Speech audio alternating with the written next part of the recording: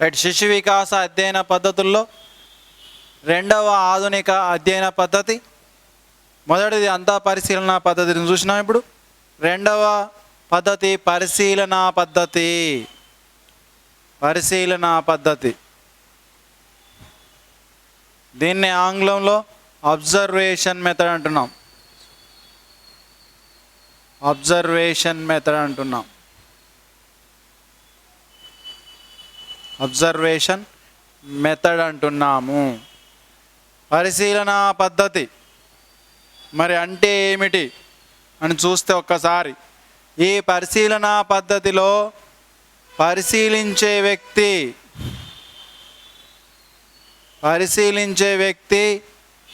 అంటే ప్రయోక్త మరియు పరిశీలింపబడే వ్యక్తి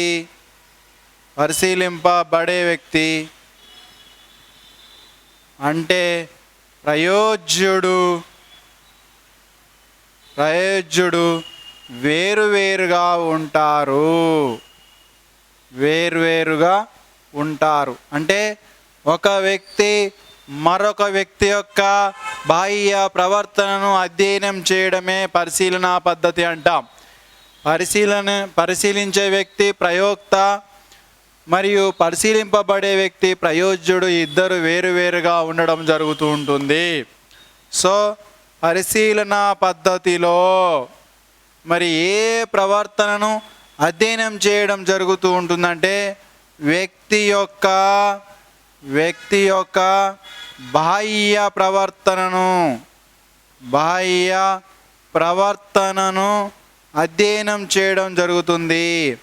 వ్యక్తి యొక్క బాహ్య ప్రవర్తనను అధ్యయనం చేయడం జరుగుతూ ఉంటుంది. మరి పరిశీలన అంటే ఏమిటి?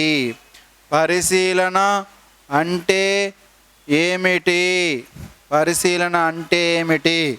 మనకు సాధారణంగా ఒక 2 నిర్వచనాలు ఉన్నాయి, చూద్దాం. పరిశీలనా పద్ధతిలో వ్యక్తి యొక్క బాహ్య ప్రవర్తనను అధ్యయనం చేయడం జరుగుతూ ఉంటుంది. అంటే ఇక్కడ ఒక వ్యక్తి మరొక వ్యక్తి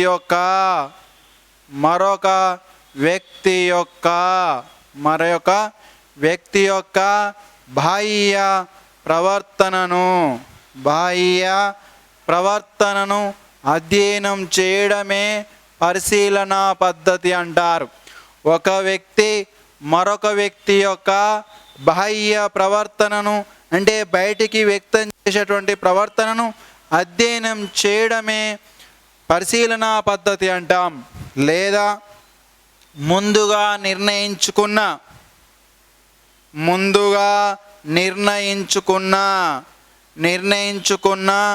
పరిశీలనాంశాలను సన్నద్ధతతో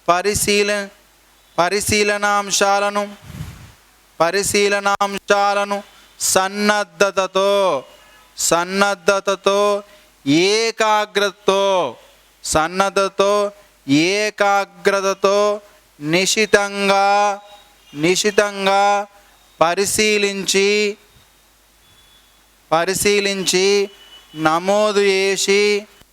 పరిశీలించి నమోదు చేసి విశ్లేషించి వ్యాఖ్యానించే పద్ధతే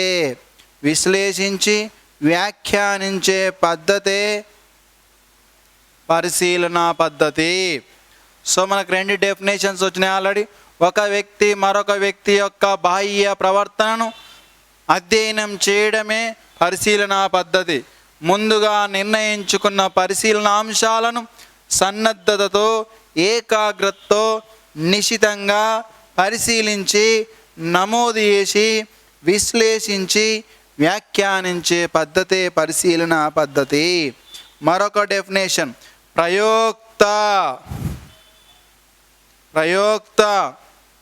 ప్రయోజ్యుని యొక్క బాహ్య ప్రవర్తనను పరిశీలించడమే లేదా బాహ్య ప్రవర్తనను చూడడము పరిశీలనా పద్ధతి అంటారు. ప్రయోక్త అంటే ఎక్స్పెరిమెంటర్, ప్రయోజ్యుని యొక్క అంటే సబ్జెక్ట్ యొక్క బాహ్య ప్రవర్తనను చూడడమే పరిశీలన పద్ధతి. ఒక వ్యక్తి యొక్క బాహ్య ప్రవర్తనను ఒక వ్యక్తి యొక్క బాహ్య ప్రవర్తనను ఉన్నది ఉన్నట్లుగా నమోదు చేసి బాహ్య ప్రవర్తనను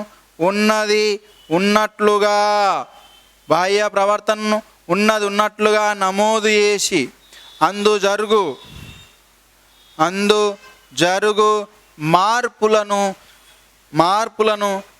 జరుగు మార్పులను వివరించడమే పరిశీలన పద్ధతి అంటారు. ఒక వ్యక్తి యొక్క బాహ్య ప్రవర్తనను ఉన్నది ఉన్నట్లుగా నమోదు చేసి అందు జరుగు మార్పులను వివరించడమే పరిశీలన పద్ధతి. ఇవి 4 డెఫినేషన్స్ రావడం జరిగింది. ఇంకొక సైంటిఫిక్గా ఉన్నటువంటి డెఫినేషన్ ఉద్దీపనకు అనుగుణంగా 5వ నిర్వచనం ఒక వ్యక్తి ఉద్దీపనకు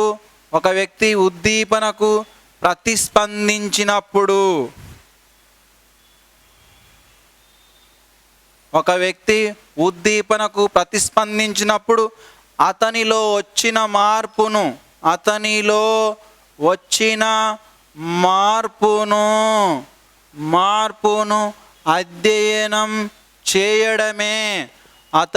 వచ్చిన మార్పును అధ్యయనం చేయడమే పరిశీలన పద్ధతి.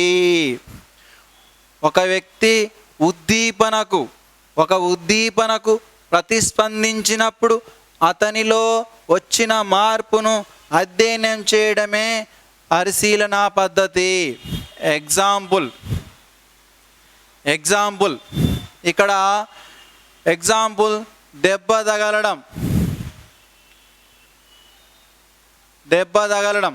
సో ఒక వ్యక్తికి దెబ్బ తగిలినప్పుడు ఏం చేస్తాడు? ఇది ఏమవుతుంది? ఉద్దీపన అవుతుంది. ఉద్దీపన అంటే దీన్ని ఏమంటున్నాం? స్టిములస్ అంటున్నాం. సో దెబ్బ తగిలినప్పుడు వ్యక్తి ఏ విధంగా ప్రతిస్పందిస్తాడు? ఏడవడం లేదా బాధపడడం జరుగుతుంది. సో ఈ ఏడవడం లేదా బాధపడడం అనేది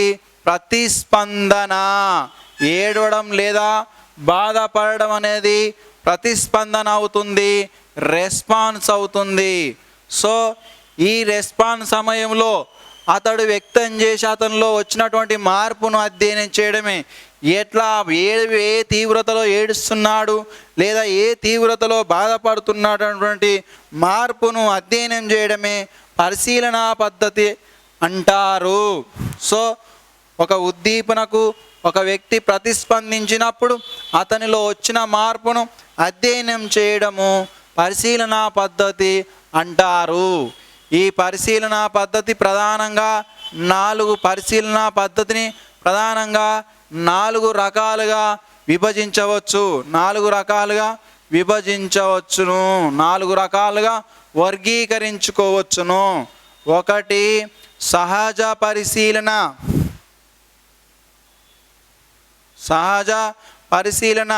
దీన్నే న్యాచురల్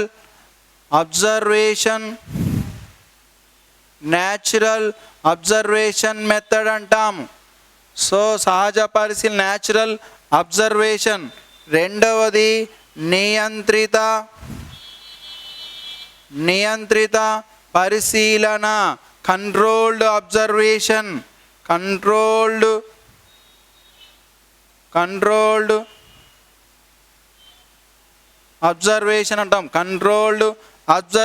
అంటాం. తర్వాత మనకున్నటువంటిది సంచరిత పరిశీలన, పార్టిసిపెంట్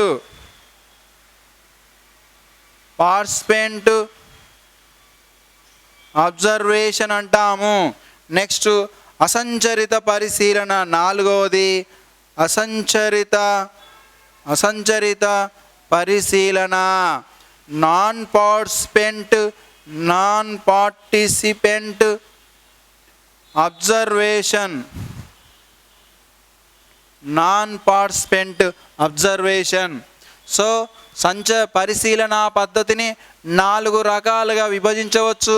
ఒకటి సహజ పరిశీలన పద్ధతి, రెండవది నియంత్రిత పరిశీలన పద్ధతి, మూడవది సంచరిత పరిశీలన పద్ధతి, నాలుగవది అసంచరిత పరిశీలన పద్ధతి అని 4 రకాలుగా వర్గీకరించవచ్చు. ఈ చాప్టర్లో 1.9 చాప్టరు శిశు వికాస అధ్యయన పద్ధతులు అంటున్నాం కదా. ఈ చాప్టర్లో అతి ముఖ్యమైనటువంటి అధ్యయన పద్ధతి ఏమిటంటే పరిశీలన పద్ధతి.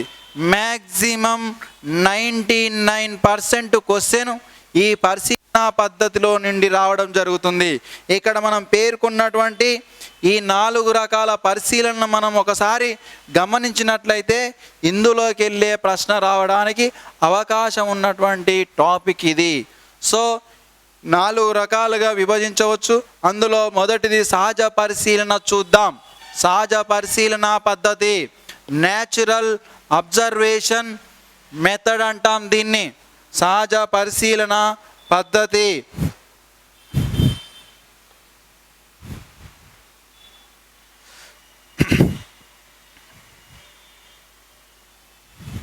రైట్. ఇందులో ఒకటి సహజ పరిశీలన పద్ధతి. సహజ పరిశీలన పద్ధతి. సహజ పరిశీలన పద్ధతి న్యాచురల్ అబ్జర్వేషన్ అంటున్నాం. సహజ పరిశీలన పద్ధతి లేదా న్యాచురల్ అబ్జర్వేషన్ మెథడ్ అంటున్నాం. సహజ పరిశీలన అంటే ఏమిటి? పరిశీలన అంశాలు స్వసిద్ధమైన ప్రదేశంలో లేదా సహజ పరిస్థితుల్లో జరుగుతున్నప్పుడు పరిశీలించడాన్ని సహజ పరిశీలన అంటాము. ఏంటండి? పరిశీలన అంశాలు సహజ సిద్ధమైన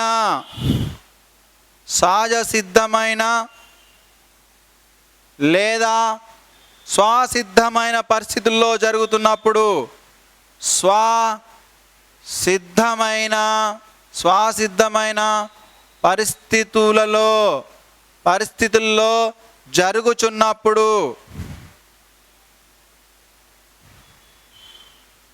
స్వసిద్ధమైన పరిస్థితుల్లో జరుగుచున్నప్పుడు పరిశీలించడాన్ని సహజ పరిశీలన అంటారు. ఏంటిది? ఇక్కడ మనం ఏ అంశాలనైతే పరిశీలించుకున్నామో ఆ పరిశీలన అంశాలు సహజ సిద్ధమైన లేదా వాటి యొక్క స్వసిద్ధమైన లేదా సహజమైన పరిస్థితుల్లో లేదా ప్రదేశంలో జరుగుచున్నప్పుడు పరిశీలించడాన్ని సహజ పరిశీలన అంటారు. ఎగ్జాంపుల్ ఇక్కడ విద్యార్థులు ఆటలాడుతున్నప్పుడు వారి యొక్క సహజ ప్రవర్తన ఎట్లా ఉంటుందో పరిశీలించదలుచుకున్నప్పుడు ఉపాధ్యాయుడు విద్యార్థుల యొక్క సహజ పరిస్థితులైన ఆట స్థలానికి వెళ్ళి పరిశీలించడము. ఏంటిది ఇక్కడ? విద్యార్థులు ఆటలాడేటప్పుడు ఎలాంటి ప్రవర్తన వ్యక్తం చేస్తారో పరిశీలించదలుచుకున్నప్పుడు ఉపాధ్యాయుడు విద్యార్థుల యొక్క సహజ ఆట స్థలానికి వెళ్ళి వారి యొక్క ప్రవర్తనను అధ్యయనం చేయడము సహజ పరిశీలన అవుతుంది. ఓకేనా? రైట్. రెండో డెఫినేషన్ కూడా మనం ఇక్కడ చూడొచ్చు. ఒకటో డెఫినేషన్ ఏంటి? సహజంగా ఉపాధ్యాయుడు విద్యార్థులు ఆటలాడుతున్నప్పుడు ఎలాంటి ప్రవర్తనను వ్యక్తం చేస్తారో తెలుసుకోవాలనుకున్నప్పుడు వారి యొక్క సహజ ఆట స్థలానికి వెళ్ళి వారి యొక్క ప్రవర్తనను అధ్యయనం చేయడము, అది సహజ పరిశీలన. రెండో అంశము చింపాంజీ లేదా ఏనుగు యొక్క ప్రవర్తనను అధ్యయనం చేయాలనుకున్నప్పుడు అడవుల్లో చింపాంజీ లేదా ఏనుగు, అడవిలో ఉన్నటువంటి చింపాంజీ లేదా ఏనుగు యొక్క ప్రవర్తనను అధ్యయనం చేయాలనుకున్నప్పుడు వాటి యొక్క సహజ పరిస్థితులు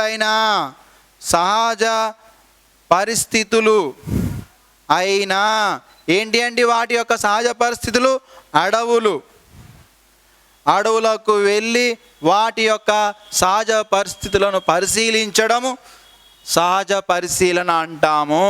చింపాంజీ లేదా ఏనుగు యొక్క ప్రవర్తనను అధ్యయనం చేయాలనుకున్నప్పుడు అవి ఉండే సహజ ప్రదేశమైన సహజ పరిస్థితులైన అడవులకు వెళ్ళి వాటి యొక్క ప్రవర్తనను అధ్యయనం చేయడం. ఎగ్జాంపుల్, ఒక రైతు తన పొలంలో ప్రతిరోజు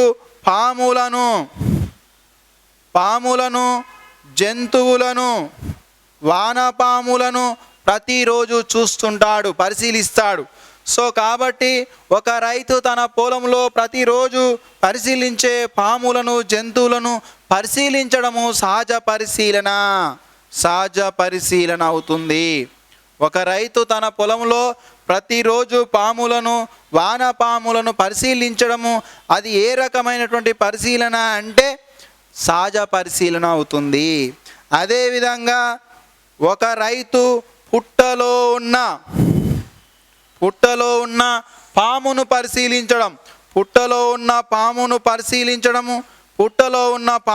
పరిశీలించడము సహజ పరిశీలన అవుతుంది. ఓకే, ఒక రైతు పుట్టలో ఉన్నటువంటి పామును పరిశీలించడం సహజ పరిశీలన అవుతుంది. సో గతంలో అడిగినటువంటి ప్రశ్న ఈ ప్రశ్న అడగడం జరిగింది. అడవిలో ఉన్నటువంటి చింపాంజీ యొక్క ప్రవర్తనను అధ్యయనం చేయడానికి వాటి సహజ పరిస్థితులైన సహజ ప్రదేశమైన అడవికి వెళ్ళి వాటి ప్రవర్తనను అధ్యయనం చేయడం ఎలాంటి పరిశీలన అని ప్రశ్నించడం జరిగింది. అదేవిధంగా పాములను జంతువులను వానపాములను పరిశీలించడం అనేది సహజ పరిశీలన. అదేవిధంగా ఒక రైతు అడవిలో తన భూమిలో ఉన్నటువంటి పుట్టలో ఉన్నటువంటి పామును పరిశీలించడము సహజ పరిశీలన అవుతుంది. ఇది సహజ పరిశీలనకు ఉదాహరణలు అని చెప్పవచ్చు. అదేవిధంగా ఇంకొక ఎగ్జాంపుల్ కూడా బెస్ట్ ఎగ్జాంపుల్ అండి. విహారయాత్రకు వెళ్ళినటువంటి విద్యార్థి, విహారయాత్రకు వెళ్ళిన విద్యార్థి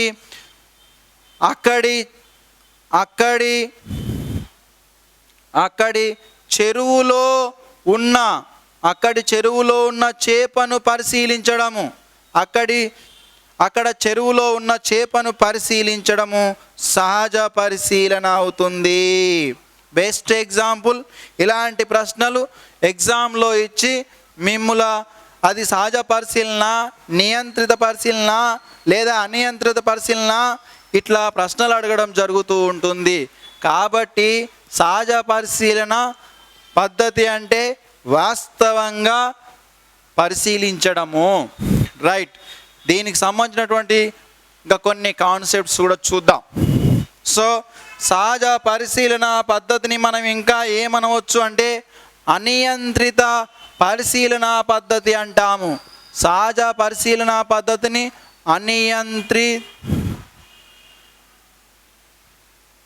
అనియంత్రిత పరిశీలన పద్ధతి అంటాము. అన్కంట్రోల్డ్ అబ్జర్వేషన్ అంటాము. అనియంత్రిత పరిశీలన పద్ధతి అంటాము. అనియంత్రిత పరిశీలన పద్ధతి అనడం జరుగుతుంది. ఈ సహజ పరిశీలన పద్ధతిలో పరిశీలింపబడే వ్యక్తికి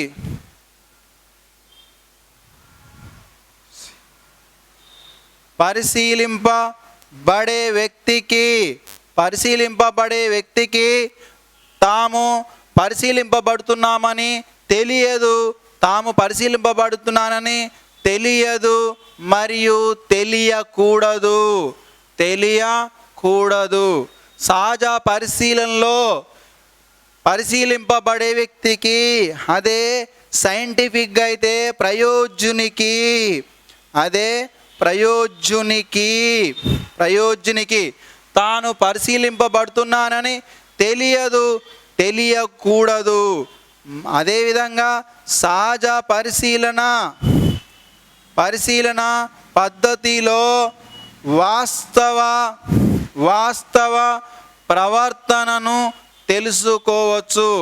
సహజ పరిశీలన పద్ధతిలో వ్యక్తి యొక్క లేదా జీవి యొక్క వాస్తవ ప్రవర్తన తెలుసుకోవచ్చు. ఎందుకంటే ఈ పరిశీలన పద్ధతిలో జీవికి తాను పరిశీలింపబడుతున్నానని తెలియదు, తెలియకూడదు. కాబట్టి వాస్తవ ప్రవర్తనను వ్యక్తం చేసే అవకాశం ఉంటుంది. కాబట్టి వాస్తవ ప్రవర్తనను తెలుసుకోవచ్చును. సహజ పరిశీలన పద్ధతినే అనియంత్రిత పరిశీలన పద్ధతి, అన్కంట్రోల్డ్ అబ్జర్వేషన్ మెథడ్ అంటున్నాం.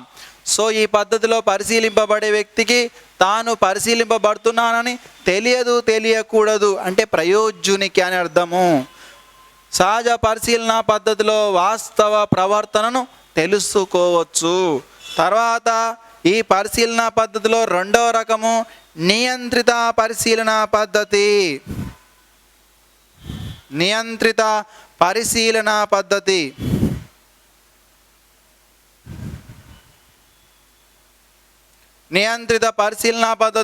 దీన్నే కంట్రోల్డ్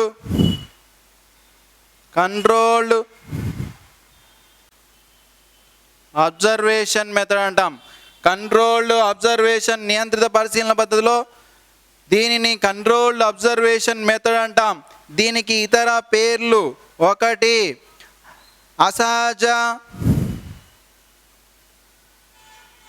అసహజ పరిశీలన అని, తర్వాత దీనినే కృత్రిమ పరిశీలన అని,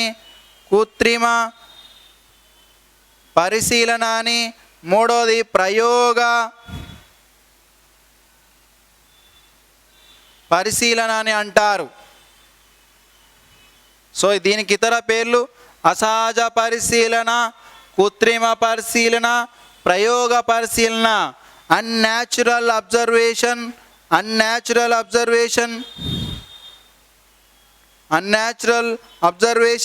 కృత్రిమ artificial observation, next experimental observation అని అంటాము. మరి నియంత్రిత పరిశీలన అంటే ఏమిటి? దానికి సహజ పరిశీలనకు పూర్తిగా వ్యతిరేకమైనది, భిన్నమైనదే నియంత్రిత పరిశీలన. సహజ పరిశీలన ఏం చేశాము? జీవి యొక్క సహజ పరిస్థితులైనటువంటి అడవి లేదో ఆట స్థలానికి వెళ్ళి జీవి యొక్క ప్రవర్తనను అధ్యయనం చేయడం జరిగింది.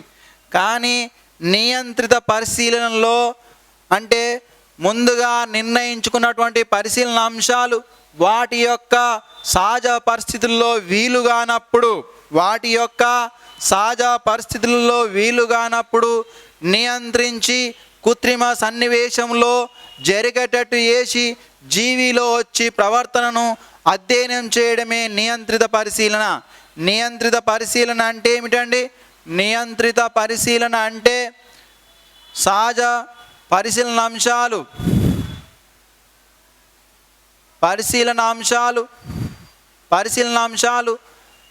సహజ పరిస్థితుల్లో పరిశీలించడానికి వీలుగానప్పుడు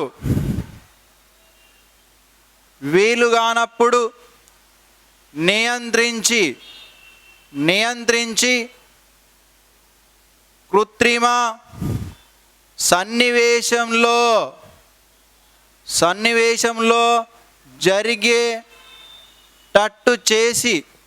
జరిగేటట్టు చేసి జీవి యొక్క బాహ్య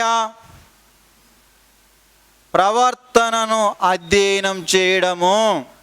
అంటే సాధారణంగా మనం ఏ అంశాలనైతే పరిశీలించదలుచుకున్నామో ఆ పరిశీలన అంశాలు సహజ పరిస్థితుల్లో పరిశీలించడానికి వీలుగానప్పుడు నియంత్రించి వాటిని కంట్రోల్ చేసి కృత్రిమ సన్నివేశంలో జరిగేటట్టు చేసి జీవి యొక్క బాహ్య ప్రవర్తనను అధ్యయనం చేయడము నియంత్రిత పరిశీలన అంటాము.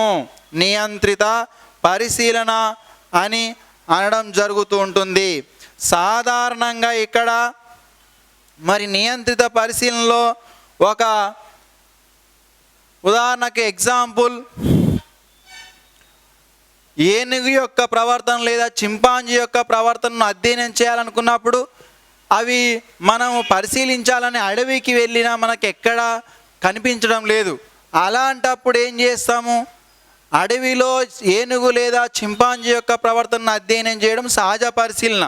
సో ఆ సహజ పరిశీలనలో అవి మనకు లభించినప్పుడు జంతు ప్రదర్శనశాలకు వెళ్ళి ఏనుగు లేదా చింపాంజీ యొక్క ప్రవర్తనను పరిశీలించడము అనేది నియంత్రిత పరిశీలన అవుతుంది.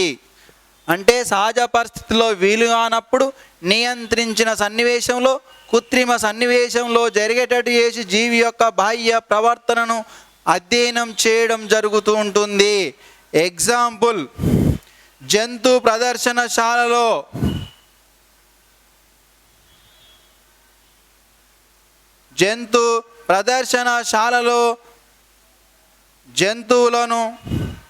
జంతువులను పరిశీలించడం.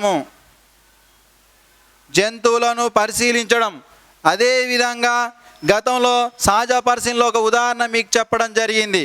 ఏమిటి అంటే, విద్యార్థి విహారయాత్రకు వెళ్ళినప్పుడు అక్కడ ఉన్నటువంటి చెరువులో చేపను పరిశీలించడం సహజ పరిశీలన.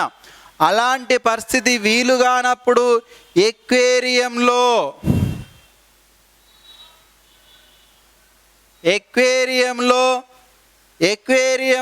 చేపను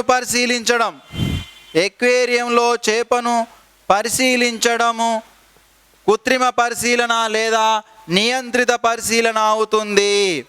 అదే ఒక రైతు తన పొలంలో ప్రతిరోజు చూసేటువంటి వానపాములను కప్పలను పరిశీలించడము సహజ పరిశీలన అయితే, అదే రైతు యొక్క కుమారుడు జంతు ప్రదర్శనశాలలో జంతువులను పరిశీలించడం అనేది నియంత్రిత పరిశీలన అవుతుంది.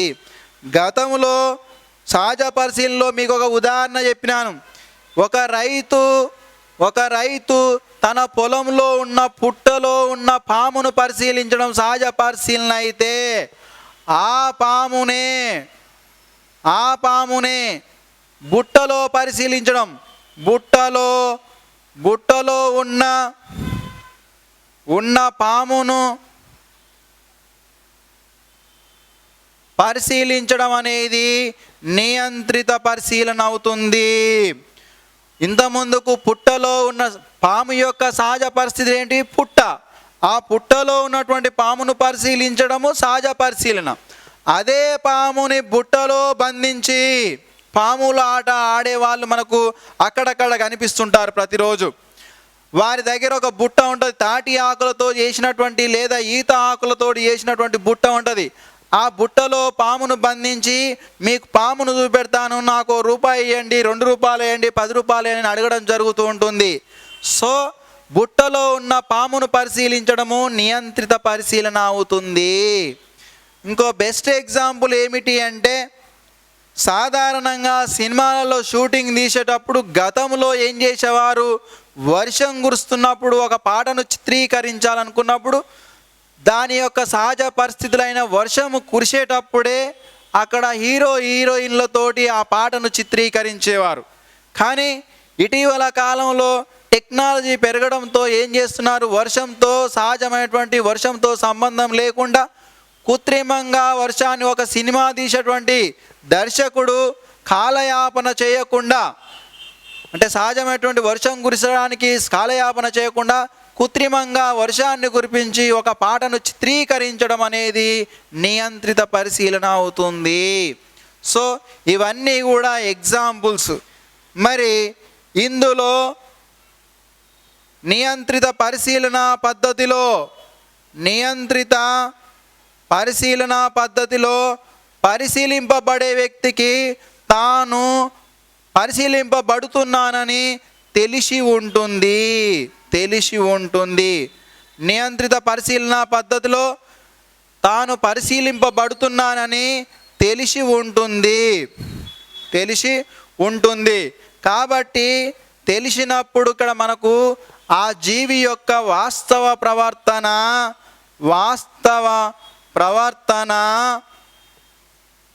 తెలియదు. వాస్తవ ప్రవర్తన తెలియదు. వాస్తవ ప్రవర్తన అనేది కొంతవరకు దాచిపెట్టడం అనేది జరుగుతూ ఉంటుంది. అదేవిధంగా మూడో రకమైనటువంటి పరిశీలన పద్ధతి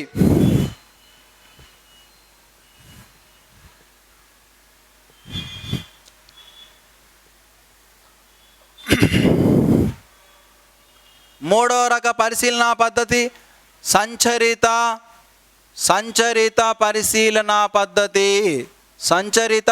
పరిశీలన పద్ధతి. దీన్నే ఆంగ్లంలో ఏమంటున్నాం? పార్టిసిపెంట్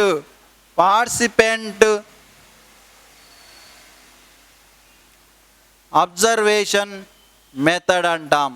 సో పార్టిసిపెంట్ సంచరిత పరిశీలన పద్ధతి లేదా పార్టిసిపెంట్ అబ్జర్వేషన్ మెథడ్ అంటాం. దీనికే ఇంకొక మరో పేరు సహభాగి పరిశీలన అంటారు. సహభాగి పరిశీలన అంటారు.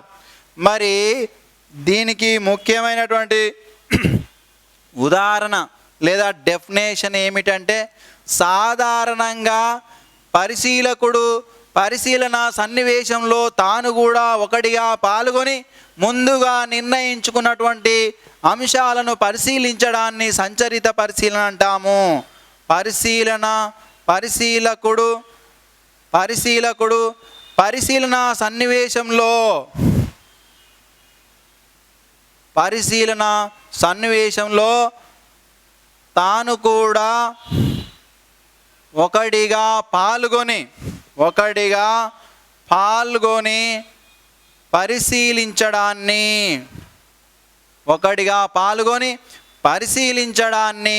సంచరిత పరిశీలన లేదా సహభాగి పరిశీలన అంటారు. సో పరిశీలకుడు ముందుగా నిర్ణయించుకున్న పరిశీలన సన్నివేశంలో తాను కూడా ఒకటిగా పాల్గొని పరిశీలించడాన్ని సహభాగి పరిశీలన అంటారు. ఎగ్జాంపుల్, విద్యార్థులు ఆటలాడేటప్పుడు ఏ విధమైనటువంటి ప్రవర్తన వ్యక్తం చేస్తారో తెలుసుకోవడానికి ఉపాధ్యాయుడు తాను కూడా విద్యార్థులతో కలిసి ఆటలు ఆడుతూ వారి యొక్క ప్రవర్తనను అధ్యయనం చేయడము. ఓకే, ఇది ఎగ్జాంపుల్.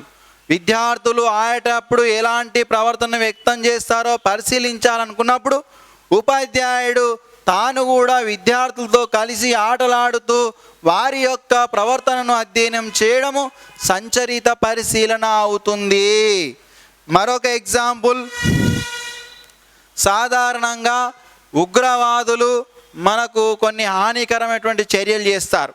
అలాంటి సందర్భంలో ఇంటెలిజెన్స్ పోలీస్ వారు, ఐడి పోలీస్ వారు లేదా పోలీస్ వారు సాధారణంగా ఏం చేస్తారు?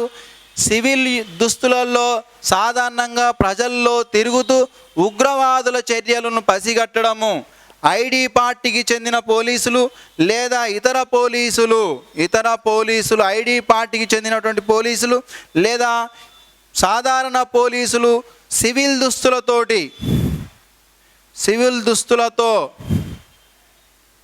ప్రజల మధ్య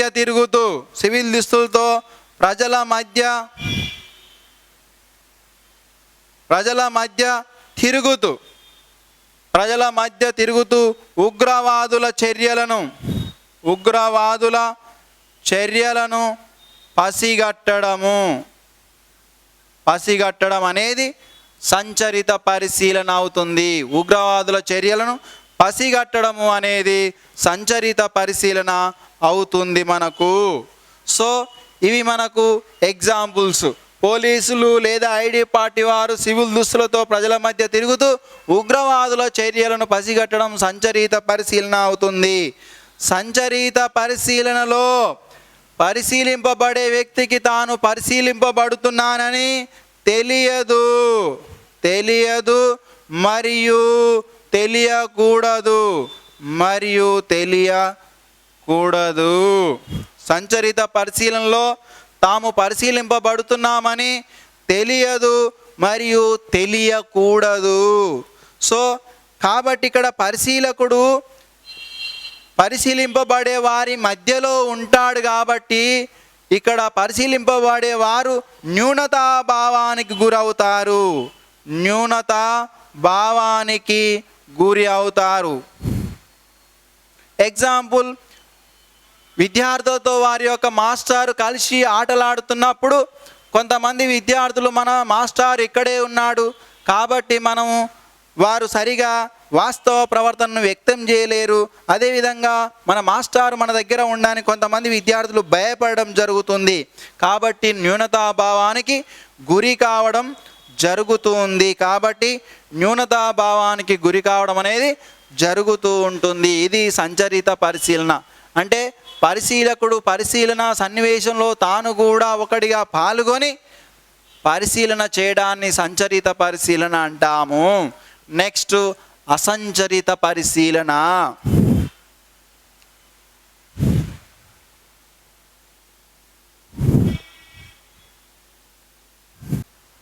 పరిశీలనా పద్ధతిలో నాలుగవ రకం అసంచరిత పరిశీలనా పద్ధతి.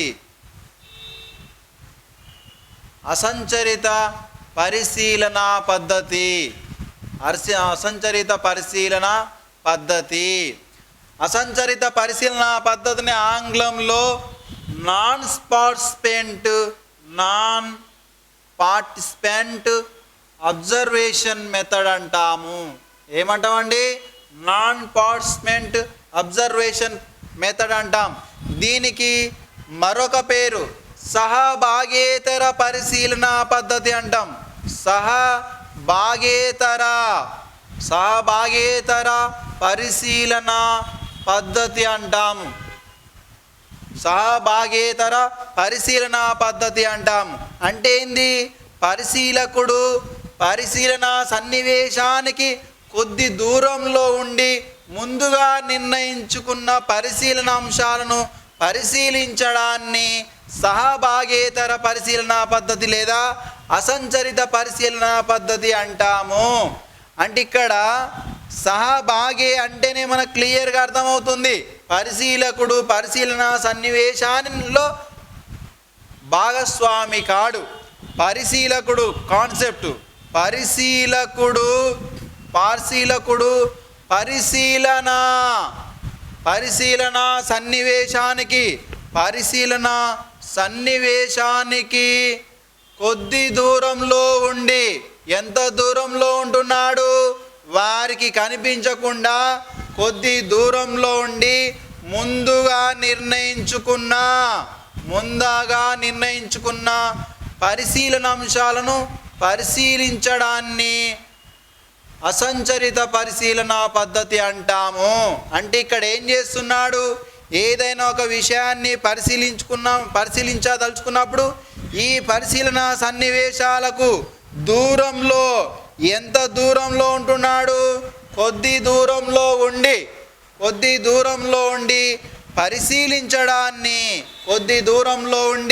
పరిశీలించడాన్ని అసంచరిత పరిశీలన లేదా సహభాగి పరిశీలన అని అంటాము. సో ఇక్కడ ఈ పద్ధతి ద్వారా, అసంచరిత పరిశీలన పద్ధతి ద్వారా మరి పసిపిల్లలు,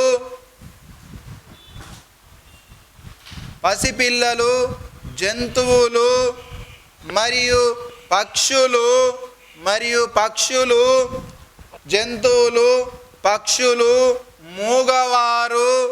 మూగవారు, మందబుద్ధులు మరియు పిచ్చివారి యొక్క ప్రవర్తనను పిచ్చివారి యొక్క ప్రవర్తనను అధ్యయనం చేయడానికి ఉపయోగపడే పద్ధతే అసంచరిత పరిశీలన పద్ధతి. పసిపిల్లలు, జంతువులు, పక్షులు, మూగవారు, మందబుద్ధులు, పిచ్చివారి యొక్క ప్రవర్తనను అధ్యయనం చేయడానికి ఉపయోగపడే పద్ధతి అసంచరిత పరిశీలన పద్ధతి. ఎగ్జాంపుల్, 6 నెలల పాప యొక్క ప్రవర్తనను అధ్యయనం చేయడానికి ఉపయోగపడే పరిశీలనా పద్ధతి. 6 నెలల పాప యొక్క ప్రవర్తనను అధ్యయనం చేయడానికి ఉపయోగపడే పద్ధతి అసంచరిత పరిశీలన పద్ధతి. ఎగ్జాంపుల్, రాము అనేటువంటి విద్యార్థి రోడ్డు వెంబడి వెళ్తున్నప్పుడు పిచ్చివాని యొక్క ప్రవర్తనను అధ్యయనం చేయడం ప్రారంభించాడు. ఒక పిచ్చివాని యొక్క ప్రవర్తనను అధ్యయనం చేయడం ప్రారంభించాడు. అయినా రాము అనుసరించిన పరిశీలన పద్ధతి ఏమిటి అంటే అసంచరిత పరిశీలన పద్ధతి. రవి అనేటువంటి విద్యార్థి ప్రతిరోజు తన ఇంటి పిట్టగోడపై ఉన్నటువంటి ఒక పక్షిని పరిశీలించిన అతడు అనుసరించినటువంటి పరిశీలన పద్ధతి ఏమిటి? రవి అనేటువంటి విద్యార్థి తన ఇంటి పిట్టగోడపై ఉన్న పక్షిని ప్రతిరోజు పరిశీలించిన అతడు అనుసరించినటువంటి పరిశీలన పద్ధతి ఏమిటంటే అసంచరిత పరిశీలన పద్ధతి. అసంచరిత పరిశీలన పద్ధతి. ఈ అసంచరిత పరిశీలన పద్ధతిలో కూడా పరిశీలింపబడే వ్యక్తికి తాను పరిశీలింపబడుతున్నానని తెలియదు. మరి సాధారణంగా విద్యార్థుల యొక్క ప్రవర్తనను పరిశీలించడానికి ఈ 4 రకాల పరిశీలనా పద్ధతులను తీసుకోవడం జరిగింది. అయితే మరి విద్యార్థుల యొక్క వివిధ వికాసాలను అధ్యయనం చేయడానికి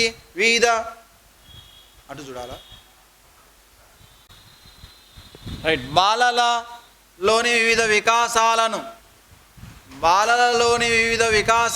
అధ్యయనం చేయడానికి పరిశోధనా కేంద్రాలను స్థాపించినటువంటి మొట్టమొదటి దేశం.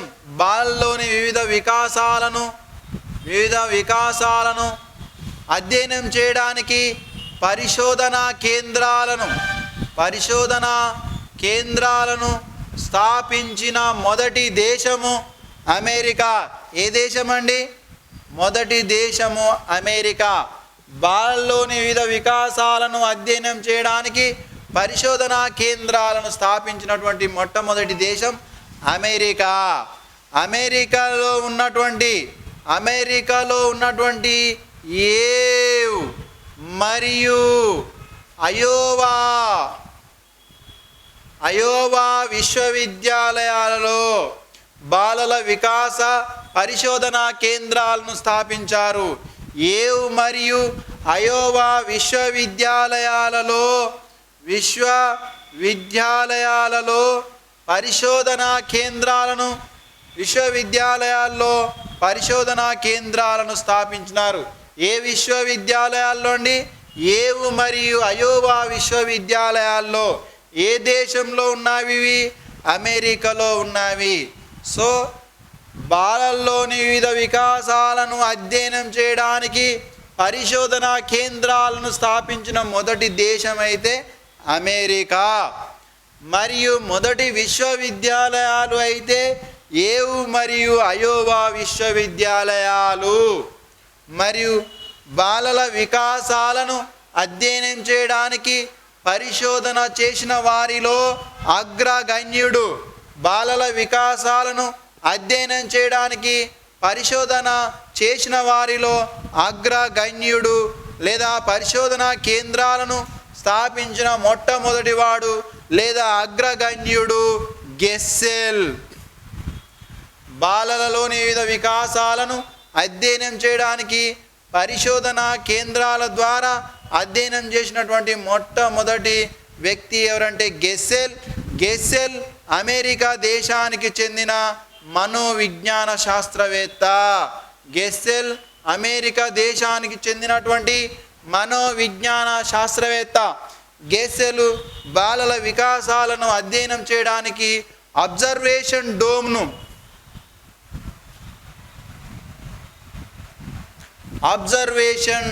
డోమ్ను ఏర్పాటు చేయడం జరిగింది.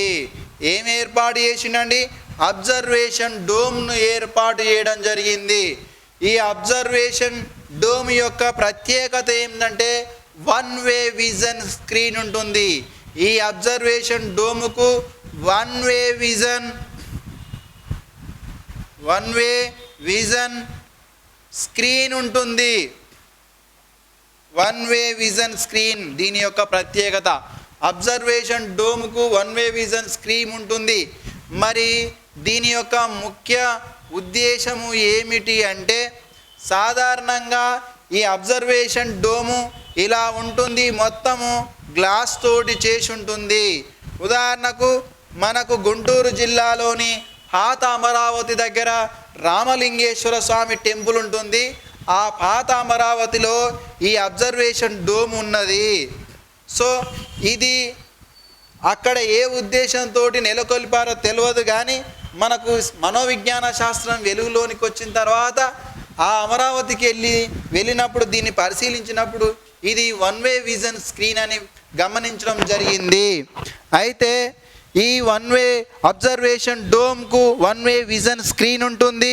దీని యొక్క ముఖ్య ఉద్దేశం ఏమిటంటే, సాధారణంగా పరిశీలకుడు విద్యార్థుల యొక్క వివిధ వికాసాలను పరిశీలించదలుచుకున్నప్పుడు విద్యార్థులను లేదా శిశువుని ఇందులోకి పంపించడం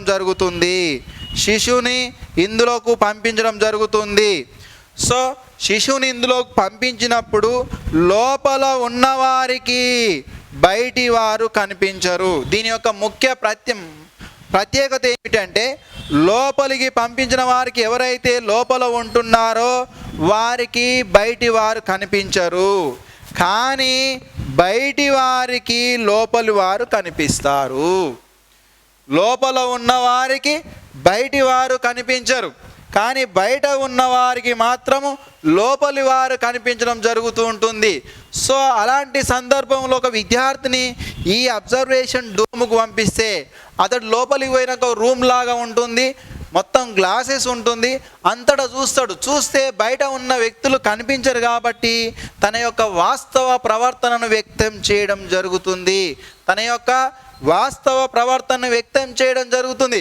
కానీ ఇక్కడ విద్యార్థి ఏమనుకుంటారంటే, నన్ను ఎవ్వరూ పరిశీలిస్తలేరు అని అనుకుంటారు, కానీ బయటి వారికి మాత్రము ఆ లోపల ఉన్నటువంటి వ్యక్తి కనిపిస్తాడు.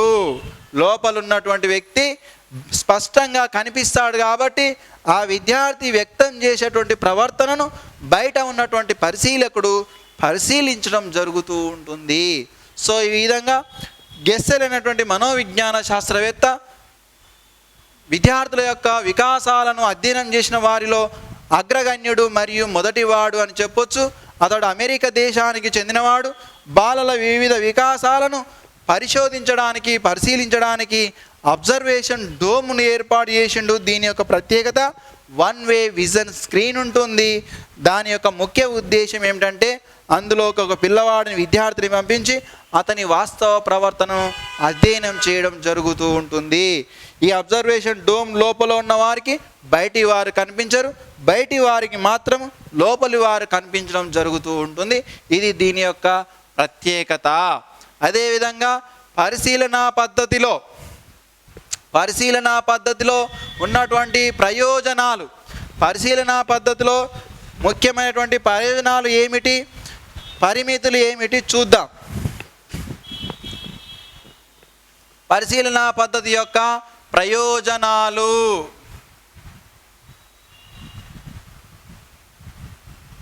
రైట్. పరిశీలనా పద్ధతిలో ప్రయోక్త మరియు ప్రయోజ్యుడు వేరువేరుగా ఉంటారు కాబట్టి, ఇక్కడ ప్రయోజ్యుని యొక్క ప్రవర్తనను నేరుగా పరిశీలించవచ్చు. ఎట్లా పరిశీలించవచ్చు? నేరుగా పరిశీలించవచ్చు. అదేవిధంగా నియంత్రిత పరిశీలన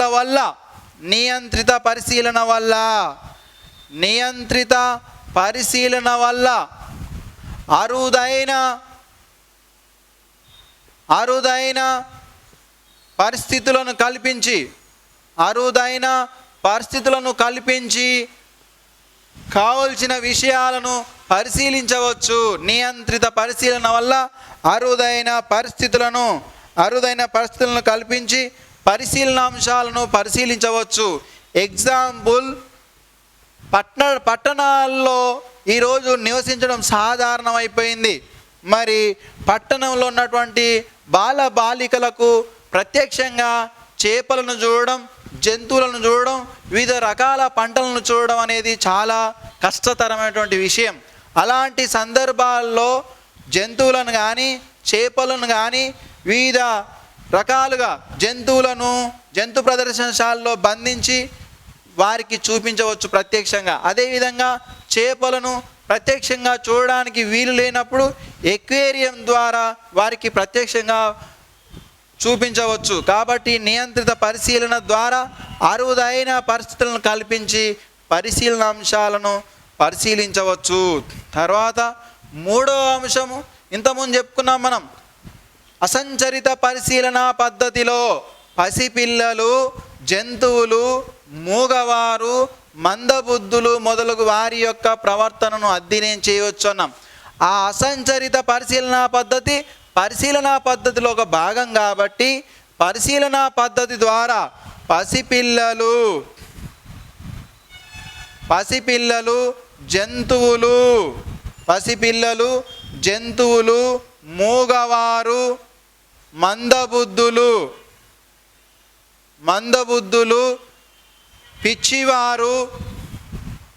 పిచ్చివారి యొక్క ప్రవర్తనను అధ్యయనం చేయవచ్చు. ఎందుకంటున్నాం, ఇంతకుముందుకేం అసంచరిత పరిశీలనలో ఇది చెప్పాం. ఇప్పుడు ఇందులో చెప్తున్నామంటే అసంచరిత పరిశీలనా పద్ధతి అనేది పరిశీలనా పద్ధతిలో ఒక భాగం కాబట్టి ఈ పరిశీలనా పద్ధతి ద్వారా పసిపిల్లలు, జంతువులు, మూగవారు, మందబుద్ధులు, పిచ్చివారి యొక్క ప్రవర్తనను అధ్యయనం చేయవచ్చు. ఇవి ప్రధానంగా ఉన్నటువంటి ప్రయోజనాలు. మరి దీంట్లో ఉన్నటువంటి లోపాలు ఏమిటి? డిమెరిట్స్, లోపాలు ఏమిటి అంటే, సాధారణంగా ఇక్కడ చూడండి, ప్రయోజ్యుడు వేరువేరుగా ఉన్నప్పటికీ మీకు ఒక బెస్ట్ ఎగ్జాంపుల్ చెప్తాను నేను. ఏ అనేటువంటి విద్యార్థి 6వ తరగతి చదువుతున్నాడు. ఈ విద్యార్థి మీద అనేకమైనటువంటి కాంప్లైంట్స్ హెచ్ఎంకి వస్తున్నాయి. ప్రతిరోజు హెచ్ఎం కాంప్లైంట్స్ వస్తున్నాయి.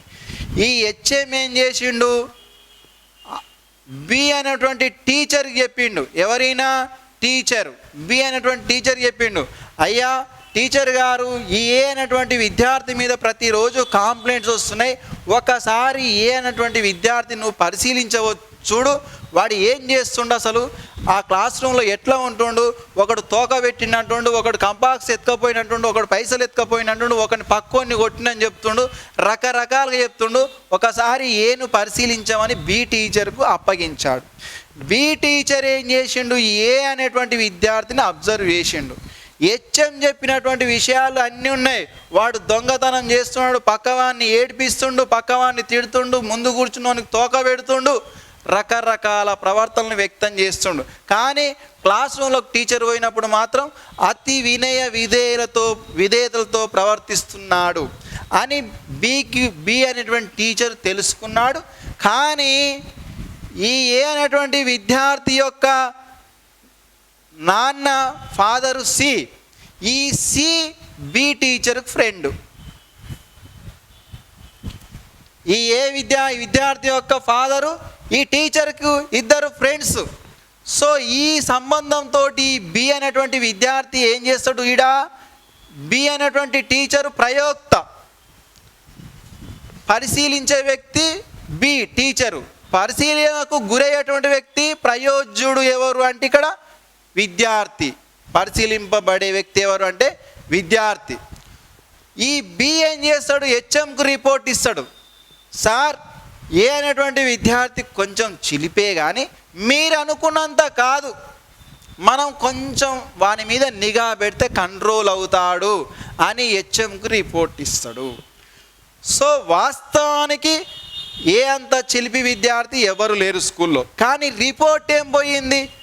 చిలిపే, కానీ మీరు అనుకున్నంత కాదు, విద్యార్థులు కంప్లైంట్ చేసినంత కాదు అని రిపోర్ట్ ఇవ్వడం జరిగింది.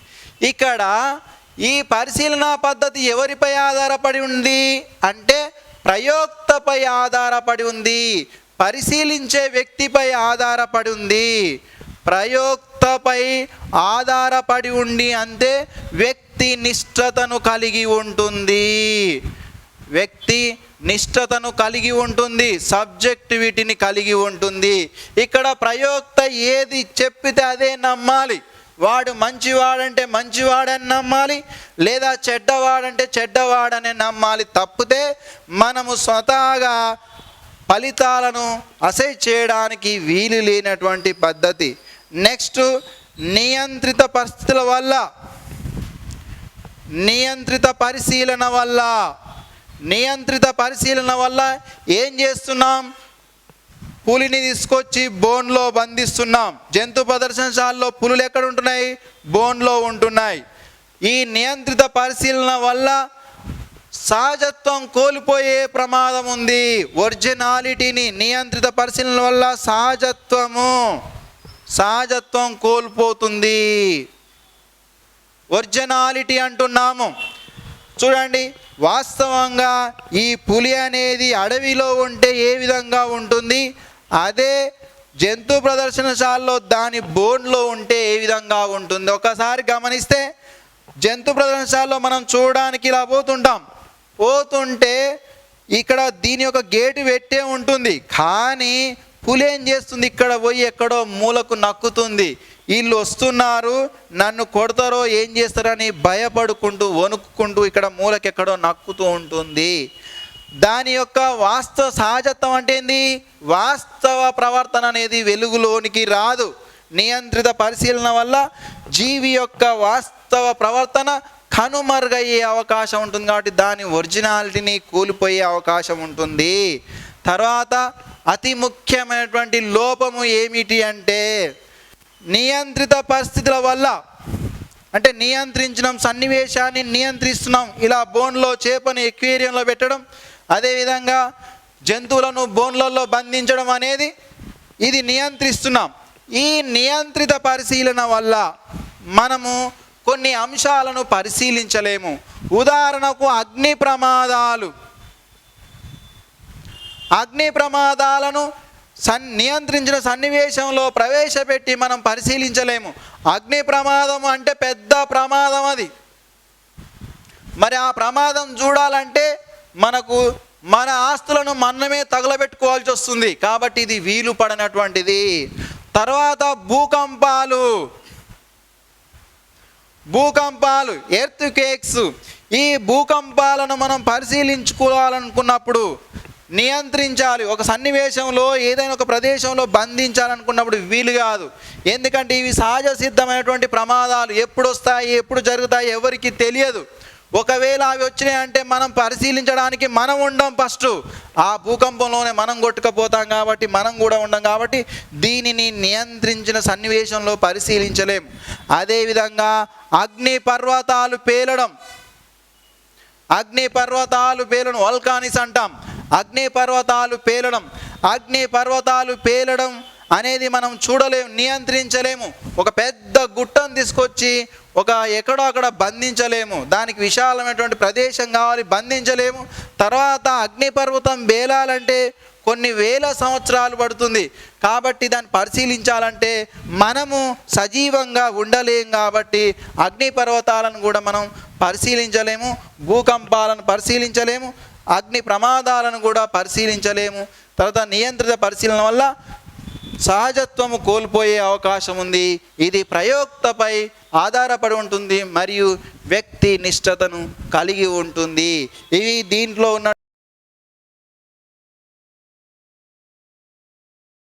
ఉన్నటువంటి ప్రధానమైనటువంటి లోపాలు.